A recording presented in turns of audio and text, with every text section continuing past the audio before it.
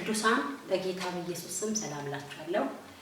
ዛሬ ወደ ፊታችሁ የመጣሁት እንደተለመደው አጠር ያለች መልእክት ለማስተላለፍ ነው። የመልእክቱ ክፍል የሚገኘው ትንቢተ ዳንኤል ምዕራፍ 6 ከቁጥር 19 እስከ 25 ያለው ነው። እንደዚህ ይነበባል።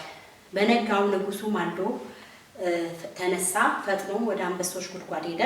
ወደ ጉድጓድም ወደ ዳንኤል በቀረበ ጊዜ በሐዘን ቃል ጠራው። ንጉስም ተናገረ። ዳንኤልም የሕያው አምላክ ባሪያ ዳንኤል ሆይ ሁልጊዜ የምታመልከው አምላክ ከአንበሶች ያድን ዘንድ ችሏልን? አለው። ዳንኤልም ንጉሱን ንጉስ ሆይ 1000 ዓመት ንገስ፣ በፊት ቅንነት ተገኝቶብኛልና በአንተም ፊት ደግሞ ንጉስ ሆይ አልበደልሁምና አምላኬ መልአኩን ልኮ የአንበሶችን አፍ ዘጋ፣ እነርሱም አልጎዱኝም አለው።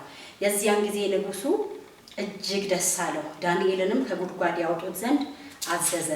ዳንኤልም ከጉድጓድ ወጣ፣ በአምላኩም ታምኖ ነበርና አንዳች ጉዳት አልተገኘበትም ይላል። ክብር ለእግዚአብሔር ይሁን።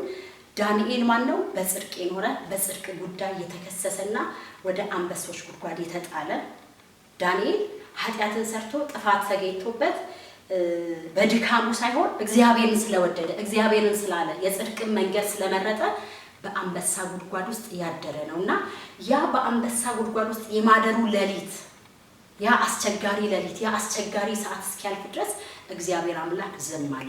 ነገር ግን በኢየሱስ ክርስቶስ ስም እኔ እናገራለሁ፣ ያ ሌሊት ልክ ሲነጋ ያ ሌሊት ልክ ሲያልፍ ንጉሱ ራሱ ብድግ ብሎ ዳንኤል ጋር ሄዶ ወደ አንበሶች ጉድጓድ ሄዶ ዳንኤል ብሎ በሐዘን ቃል ጠራው። ሚሰማ አልመሰለው ወይም ደግሞ የተበላ የሌለ ስለመሰለው፣ ነገር ግን ዳንኤል ድምጹን አሰማ። ክብር ለእግዚአብሔር ይሁን። እግዚአብሔርን በመጠበቅ በጽድቅ ህይወት ኖረ። ወደ አንበሳ ጉድጓድ ልትጣል ትችላለህ፣ ወደ ምንም ውስጥ ልትገባ ትችላለህ። ነገር ግን ከዛ ውስጥ ህያው ሆነ ትወጣለህ። ምክንያቱም ዳንኤል ስለወጣ። ዳንኤልን በህያውነት ሳይበላ ሳይጎዳ ያወጣ እግዚአብሔር በጽድቅ ጎዳና እየተመላለስክ በሌሊት ውስጥ ጨለማ ውስጥ አስፈሪ ነገር ውስጥ ቆይቻለሁ የምትል ወንድሜ ዛሬ በኢየሱስ ስም የምትወጣበት ቀን ነው። ዳንኤልን ሊጠራው የሄደ ንጉስ ነው። በንጉስ ትፈልጋለህ። ዳንኤል ተፈልጎ ንጉሱ ጠርቶ ካወጣው በኋላ ለሹመት ሃሌሉያ ለክብር ለከፍታ እንደወሰደው ከጉድጓድ እግዚአብሔር አምላክ እንዲወጣ እንዳደረገው አንተም በኢየሱስ ክርስቶስ ስም እግዚአብሔርን በመጠበቅ በቆይታ ውስጥ የቆየህ ወንድሜ በንጉስ ትፈልጋለህ፣ ለክብር ትፈልጋለህ፣ ለሽልማት ለሹመት ትፈልጋለህ። ከዛ በኋላ አንተ የምታመልከው አምላክ እንደሆነ በዳንኤል ዘመን የሆነው ይሄ ነው።